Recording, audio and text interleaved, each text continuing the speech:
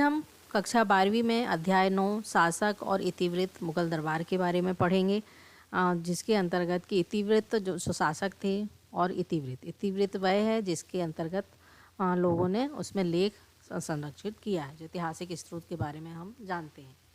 सबसे पहले प्रस्तावना में हम देखेंगे मुगल काल के समय मुख्य रूप से 1526 ईस्वी में 1707 तक माना जाता है, जिसमें मुगल साम्राज्य के शासक स्वयं को एक विशाल और विजातीय जनता शासन के द्वारा नियुक्त मानते थे।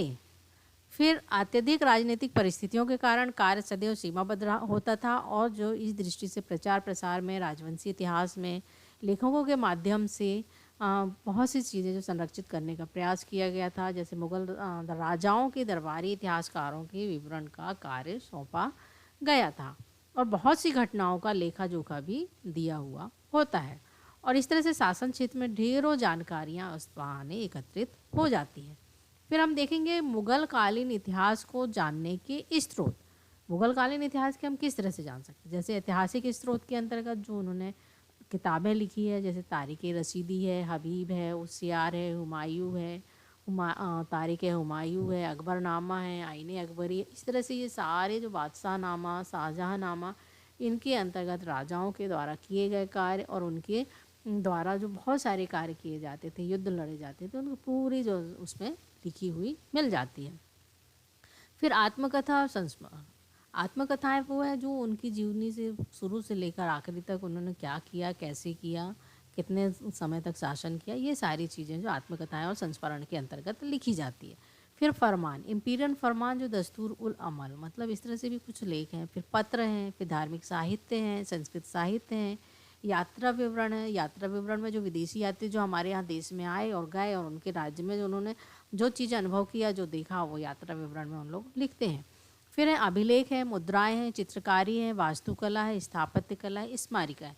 जिस तरह से हमने आप लोगों को पहले भी बताया कि इतिहास की जानकारी के लिए ये सारे जो ऐतिहासिक स्रोत हैं, इनके माध्यम से ही हम इतिहास को एक कल्पना करते हैं, देखते हैं, अनुमान लगाते हैं। उसके बाद जो बीता हुआ चीज़ है वह हम इससे अनुमान ही लगाते हैं, क्योंकि उसका हम चश्मदीद गवाह नहीं होते हैं। तो इसी तरह से मुग़ल शासक और ये उनका साम्राज्य, जो मुग़ल जो थे उनकी उत्पत्ति जो है मंगोल से वे आए, मंगोल से हुआ है। और आज मध्यकालीन भव्य साम्राज्य जो है मुग़ल साम्राज्य के नाम से जाना जाता है, और राजवंश के जो शासक हैं स्वयं के लिए नाम यही चुना और स्वयं तैमूरी कहा। और उस पितृपक्ष के तुर्कों के साथ तैमूर वंशज जो थे वे मुग़ल शासक बाबर के मातृपक्ष से चंगेज़ खां का संबंधी था। बाबर तुर्की बोलता था और बाबर जो बर्बर गिरोह मानकर मंगोलों का उपहास करता था। इस तरह से 16वीं शताब्दी में जो यूरोपीय एक शाखा जो थी शासकों का वर्णन करते हुए मुग़ल शब्द का प्रयोग किया, और साथ ही साथ निरंतर प्रयोग होता रहा, और इस तरह से जंगल बुक का युवा नामक मुगली का नाम भी इसी से उत्पन्न हुआ है।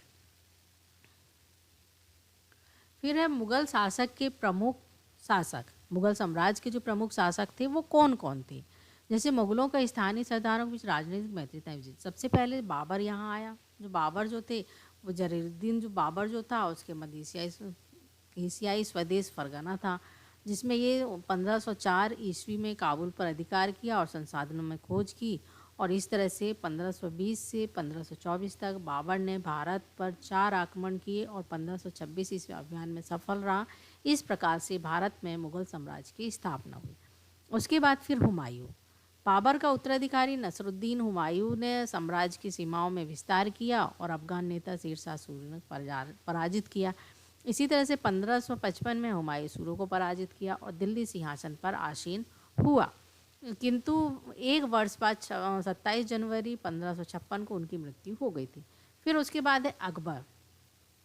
अकबर और जहांगीर जो है ये बहुत ही प्रसिद्ध राजा हुए थे। हुमायूं का उत्तराधिकारी जलालुद्दीन अकबर था, जिसे मुग़ल बादशाहों का महानतम माना जाता है। और अकबर ने न केवल साम्राज्य का विस्तार किया, बल्कि अपने समय का विशालतम, दृढ़तम और सबसे समृद्ध राज्य बनाकर सुदृढ़ किया। और अकबर जो था हिंदू कुश पर्वत पर भी अपने राज्य का विस्तार जो है सफल रहा।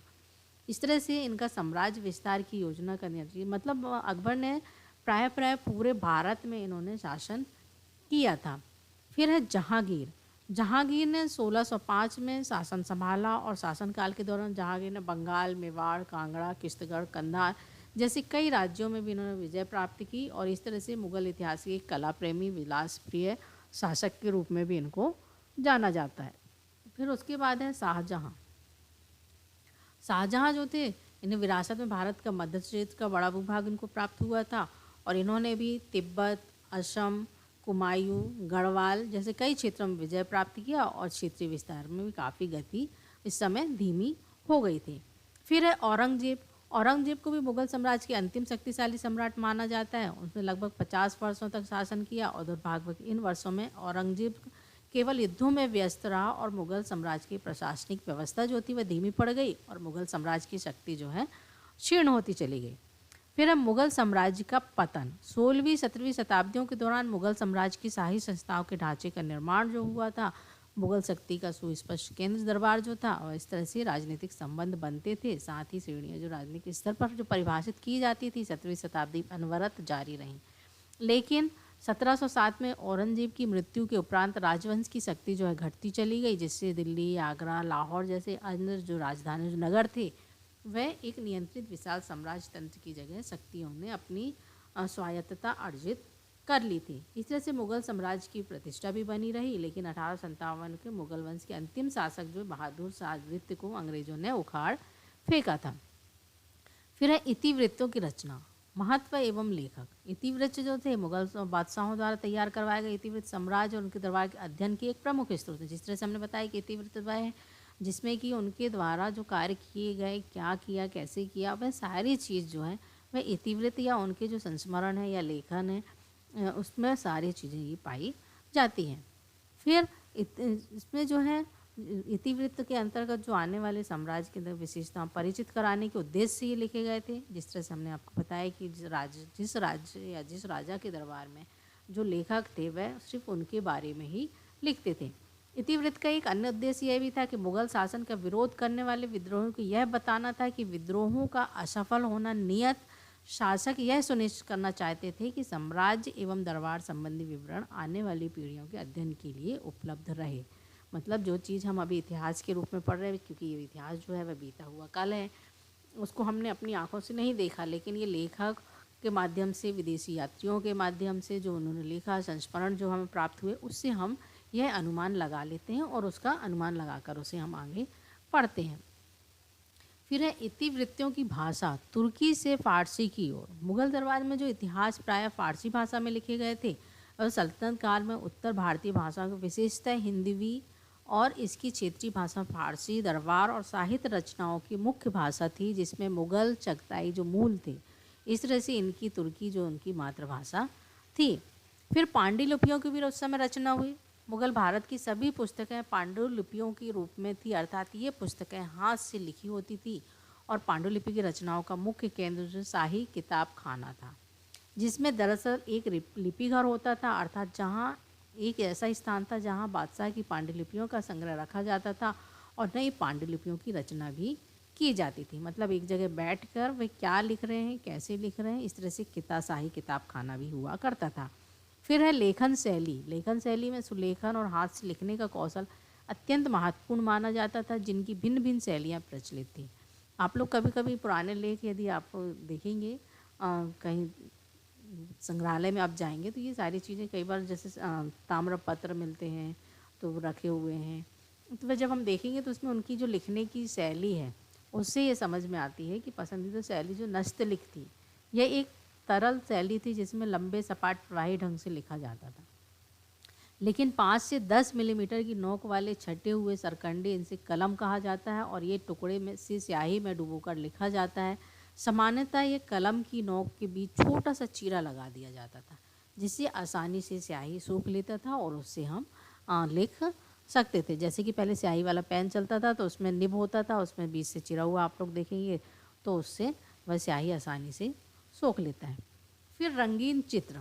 मुगलकालीन पांडुलिपियों में निर्माण में चित्रों का भी प्रयोग किया जाता है। मुगल बादशाह के शासनकाल में जिन घटनाओं का वर्णन पांडुलिपियों में लिखित रूप में किया जाता है, वही घटनाएं चित्रों के माध्यम से भी चित्र के रूप में उस समय वर्णित किए जाते थे।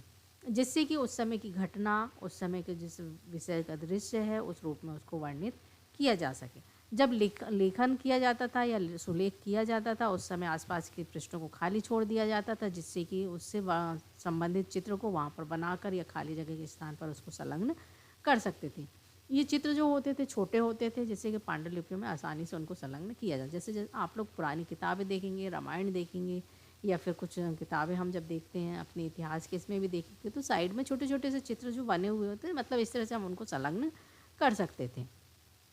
फिर है सौंदर्य में वृद्धि करने वाले साधन, जो साथ साथ राजा की शक्ति से संबंध, उस विचारों का संप्रेषण, इस सशक्त माध्यम माना जाता है, जिसमें इतिहासकार अबुल फजल ने भी चित्रकारी का वर्णन जादुई कला के रूप में किया था। इसके अनुसार चित्रकला किसी निर्जीव वस्तु को भी सजीव प्रस्तुत कर सकते हैं। मतलब चित्रकला के माध्यम से ही हम किसी भी चीज़ को और भी प्रभावित कर सकते हैं और अच्छे से समझ सकते हैं। फिर है अकबरनामा और बादशाहनामा। महत्वपूर्ण चित्रित मुगल इतिहासों में सबसे प्रमुख किताब है अकबरनामा और बादशाहनामा, जिसमें राजा का इतिहास है और प्रत्येक पांडुलिपि में औसतन 150 पूरे दोहरे पृष्ठों पर लगाई गई घेराबंदी, शिकार, इमारत, निर्माण, दरबारी दृश्य आदि के चित्र हैं। उसी तरह से अबुल फजल ने अकबरनामा के ये लेखक हैं और इन्होंने जो है जिनका पालन पोषण मुगल राज दरबारी आगरा में हुआ था और ये अरबी, फारसी, यूनानी, दर्शन, सूफीवाद के पर्याप्त निपुण थे। मतलब ये उनके साथ शुरू से थे, वे सारी चीज़ें जानते थे, उनको देखते थे। इससे सबसे अधिक वह एक प्रभावशाली, विवादी और स्वतंत्र चिंतक थे और दकियानूसी उलमा के विचारों का भी विरोध करते थे और इन्हीं गुणों से अकबर बहुत प्रभावित हुआ करते थे। और अबुल फजल का पूरा नाम जो था अबुल फजल इन मुबारक था। मतलब अबुल फजल जो थे वह प्रभावशाली, विवादी और स्वतंत्र चिंतक, मतलब वो जो अच्छा होता था उसे अच्छा बोलते थे, जो बुरा होता था उसे बुरा बोलते थे। इस तरह से अकबर भी उनकी भावनाओं से प्रभावित हुए थे। फिर बादशाह नामा का निर्माण। अबुल फजल जो है एक शिष्य अब्दुल हमीद लाहौरी बादशाह नामा के लेखक के रूप में जाना जाता है। इनकी योग्यताओं के बारे में सुनकर मुगल बादशाह शाहजहां ने भी अकबर नामा के नमूने पर अपने शासन का इतिहास लिखने के लिए नियुक्त किया था। जिस तरह से अकबरनामा लिखा गया, उसी तरह से बादशाह नामा भी एक सरकारी इतिहास है, जिसमें बादशाह नामा की 3 जिल्दें हैं, जिससे प्रत्येक जिल्द में 10-15 वर्षों का विवरण होता था। इस तरह से शाहजहां ने वजीर सआदत खान से सुधार किया और शारीरिक अक्षमताओं के कारण लाहौरी तीसरा दशक नहीं लिख सका, जिससे कि बाद में इतिहासकार जो है वारिस ने उसे पूर्ण किया था। सुलह-ए-कुल। सुलह-ए-कुल क्या है? एकीकरण का एक स्रोत। सुलह-ए-कुल से ही समझ में आ रहा है कि हम सब आपस में मिलजुल कर एक साथ कैसे रहना है, जिसमें ये बताया गया है कि हिंदू, जैन, जरतुश, मुसलमान जैसे भिन्न भिन्न निर्जातीय धार्मिक समुदाय समाविष्ट थे, जिसमें शांति और स्थापित के रूप में बादशाह इन सभी धर्मों को निर्जातीय समूहों से ऊपर होता था और इसी बीच मध्यस्थता भी करता था। इसीलिए अबुल फजल ने सुलह कुल मतलब पूर्ण शांति, इस आदर्श को एक प्रबुद्ध शासक की आधारशिला बनाया और सुलह कुल के सभी धर्मों के मतों की अभिव्यक्ति की स्वतंत्रता उन्होंने दी और साथ ही साथ केवल एक ही शर्त लगी कि राज सत्ता को क्षति नहीं पहुंचाएंगे, आपस में नहीं लड़ेंगे। इसीलिए कहा गया कि सुलह कुल मतलब आपस में हम किसी तरह से नहीं लड़ेंगे और राज सत्ता को हम क्षति नहीं पहुंचाएंगे। फिर सामाजिक अनुबंध के रूप में न्यायपूर्ण प्रभु सत्ता। अबुल फजल ने प्रभु सत्ता के एक सामाजिक अनुबंध के रूप में परिभाषित किया। उसके अनुसार बादशाह अपनी प्रजा के 4 सत्वों की रक्षा करता है, जैसे जीवन है, धन है, सम्मान है, विश्वास है और उसके बदले में आज्ञा पालन और संसाधनों के हिस्सों से की भी मांग कर सकता है।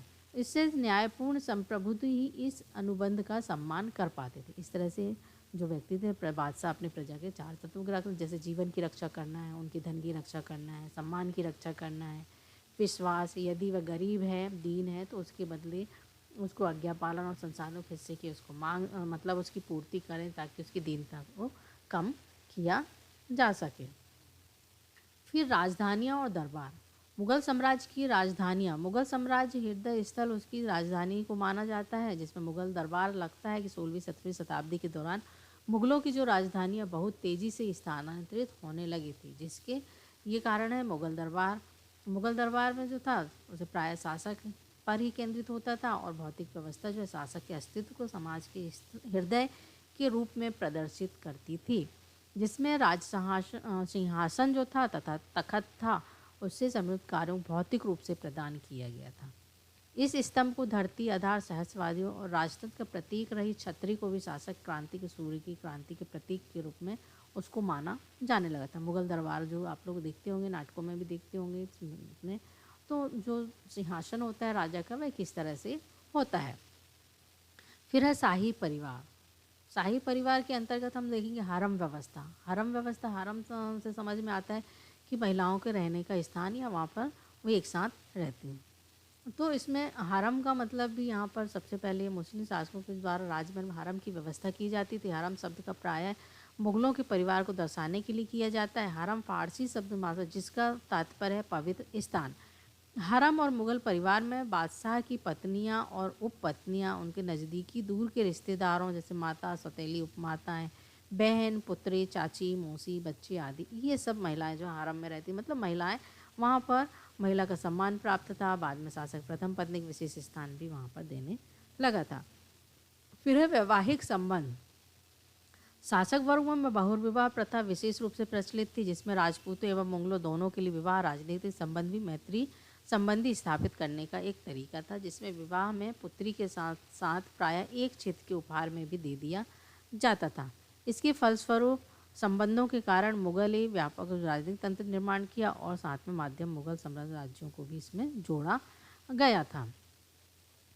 फिर शाही नौकरशाही। शाही नौकरशाही कौन होते थे? अभिजात वर्ग के होते थे और बहुत से अधिकारी वर्ग जो होते थे जो उच्च स्तर प्राप्त करते थे। अभिजात वर्ग मुगल समय महत्वपूर्ण स्तंभ अधिकारियों का एक दल होता था, जिसको कि सामूहिक रूप से उसे अभिजात वर्ग भी कहते थे।